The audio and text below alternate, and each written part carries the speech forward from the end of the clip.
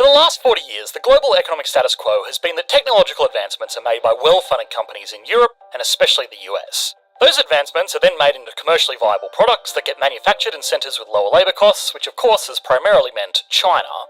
Those products were then exported all over the world, flooding markets with cheap stuff. The West got all the high-tech jobs designing, marketing and manufacturing all of those products, global multinationals made a lot of money, consumers got lower-cost goods, and the countries facilitating all the low-cost labour got a source of income to develop domestic industries and provide their populations with a better standard of living than they could have got with basic agriculture alone. It was, theoretically, a win-win. But even if the parties involved in this process remained best of friends, which, spoiler alert, they did not, there was still the motivation for the low-cost export centres to want to claim some of those high-value roles for themselves by whatever means necessary. And well, that's exactly what has happened. In certain areas of manufacturing, China is now just as advanced, if not further ahead than centres in the West. And it's not just disposable consumer junk anymore. Sure, they still make a lot of the plastic landfillers found on Alibaba or Wish or Temu or Shein or whatever platform is popular in the given week you're watching this video, but that's in many ways just distracting from the fact that the country has become a global powerhouse in some of the most important fields in the world at a rate that's taking a lot of economists by surprise. Now, this is all happening while China is dealing with its worst economic conditions in decades. So the question for them becomes, is this a vital lifeline that could get their economy back on track, or is it too little too late? The question for governments and companies in the West is, what are they going to do in either case? So, has Chinese manufacturing really become a world leader? Can the country continue to function if Western companies pull their operations from its shores? And finally, are heightened trade restrictions going to be enough to hold these industries back? Running a business means managing various tasks: customer relationships, inventory, accounting, and more. The last thing you need is to waste time switching between multiple apps just to keep things running smoothly. That's why Odoo is such a game changer. Odoo is an all-in-one business management platform that handles everything in one place, from CRM to track your leads and deals, automated invoicing to streamline your accounting, to inventory management. Odoo covers it all. What's great about Odoo is how it simplifies our work. The interface is super intuitive and you can customize it to meet your specific needs. For us, the CRM has been a standout feature. It's made managing our sales pipeline effortless, from scheduling calls to sending quotes in just a few clicks. With AI-driven lead scoring, we can easily prioritise our efforts to secure the best partnerships. Odoo's modular design means you only pay for the apps you need, making it flexible and cost-effective. Try Odoo risk-free with a 14-day trial, no credit card required. If you're ready to simplify your business and focus on growth, click the link below to start your free trial of Odoo today. In 1978, China introduced a new law on Chinese foreign equity joint ventures. Although progress was slow and not fully recognised by onlookers until the mid-1980s, this first step allowed more foreign capital to enter the country and help develop regional economies, deregulating pricing and profit retention in special economic zones to a degree, where businesses were allowed to set up their own respective wage structures. The experiment paid off and the country entered the most intense period of economic growth in history. It also increased the pace of urbanisation as workers were drawn from the countryside into high-paying jobs in the cities. There was enough liberalisation to bring China into the world trade as a notable export competitor.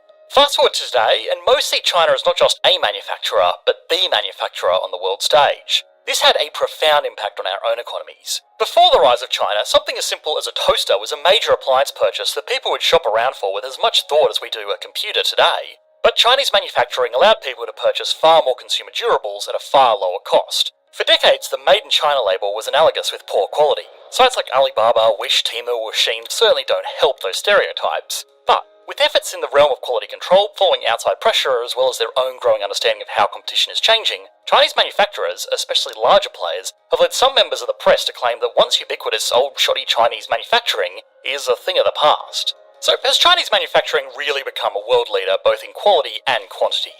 Well, yes and no.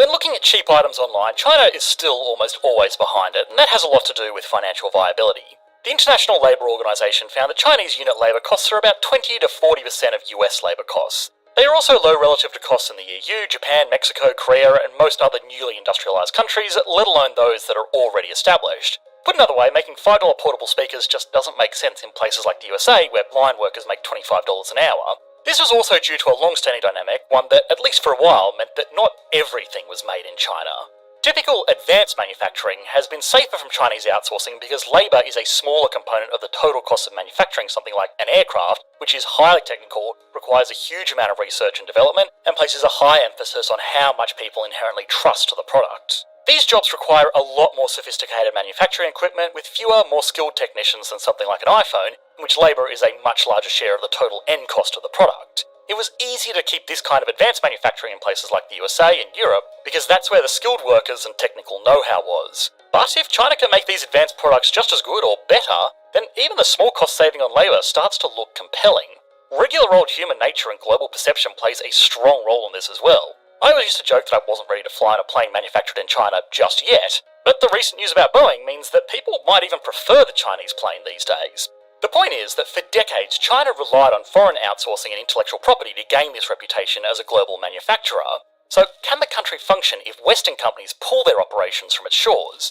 The answer to this question can be found by observing China's climb up the services pyramid. It's been made clear that the country is the factory floor of the world, but now it's recently promoted itself into more senior roles. Now China is doing more advanced work like designing, research and development, marketing and managing in-house, where those jobs used to be kept in the West while the country just focused on making things. This is no laughing matter for Western economic superpowers, as for a long time the USA, and to a lesser extent large Western European countries, have effectively had the monopoly on global companies. But China has grown a lot in recent decades. Up until about 10 years ago, it would be hard to name any of their companies that operated outside of the nation's borders, and that's starting to change. Perhaps one of the best examples of a Chinese product that breached these barriers is Huawei, a Chinese multinational technology company that provides information and communications technology infrastructure and smart devices. The telecommunication company's growth has been so staggering to competitors that a number of Western nations have passed legislation to curb growth based on security risks. Now, a lot of these concerns were very well founded, which is another problem that Chinese manufacturing needs to address if it's going to push its own companies onto the global market, rather than just being an assembly shop for other brands. Britain in 2020 decided to ban Huawei and other vendors it deemed high security risks from 5G networks. Danish lawmakers in 2021 passed legislation to allow the screening of foreign investments to ensure they do not pose a threat to national security, and French authorities in 2020 told telecoms operators planning to buy Huawei 5G equipment that they would not be able to renew licenses for the gear once they expire, effectively phasing Huawei out of mobile networks. Of course, making the argument for Chinese products and services' potential as a national security risk might be valid, but it also has the convenient side effect of protecting Western companies without calling it trade restrictions. So how exactly are these new up-and-comers brute-forcing their way onto global markets? Well, it at least in part has a lot to do with government subsidies. Organisations like Stanford's Centre on China's Economy and Institutions have been tracking this development for quite some time. Their findings show that since 2007, China has required listed firms to publicly report direct government subsidies. Between 2008 and 2018, these subsidies increased from $4 billion to about $29 billion.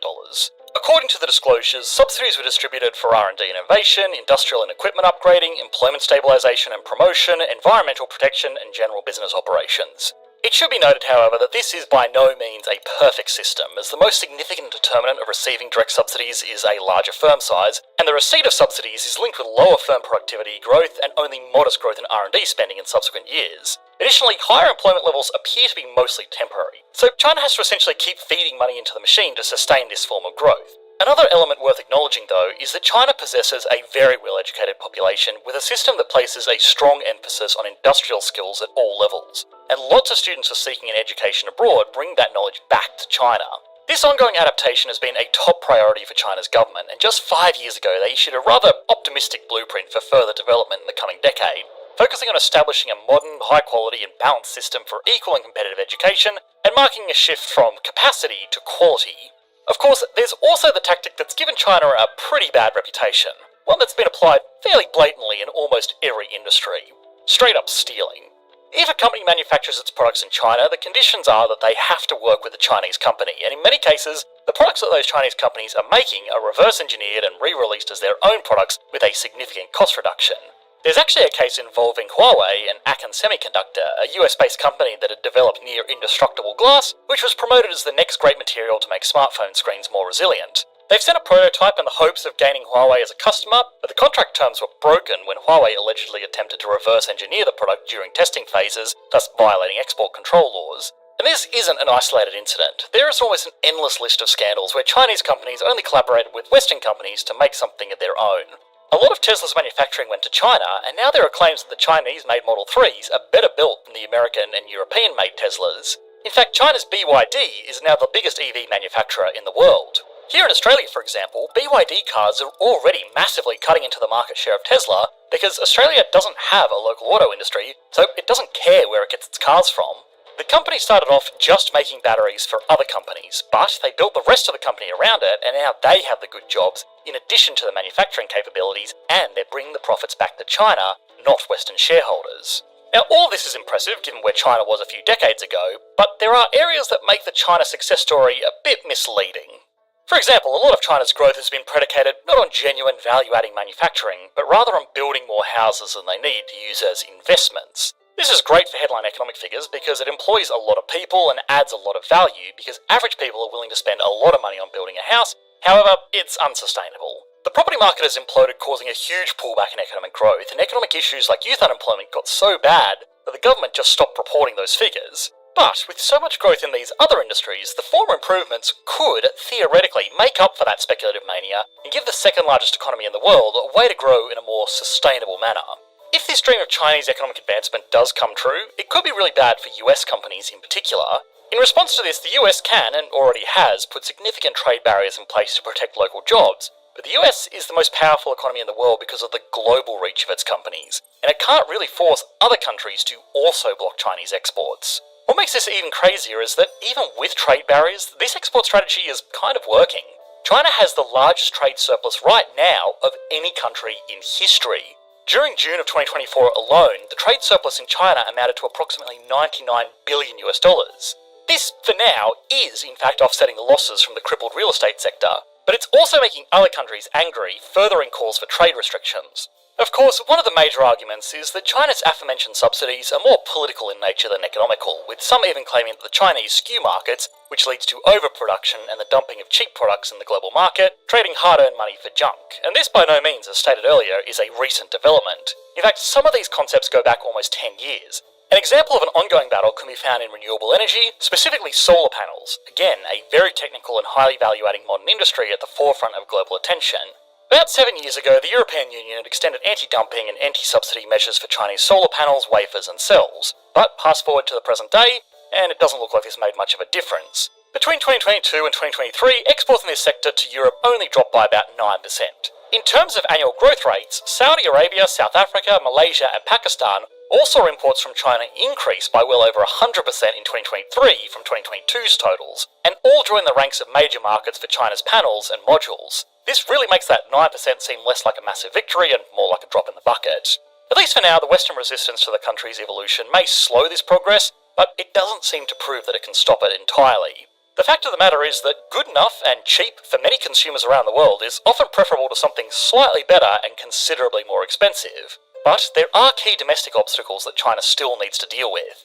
In addition to the real estate bubble, the country also has an aging population and an expensive one at that. Even with the rise in wages, many Chinese residents can barely afford to live in places like Beijing. The cost of living just continues to rise.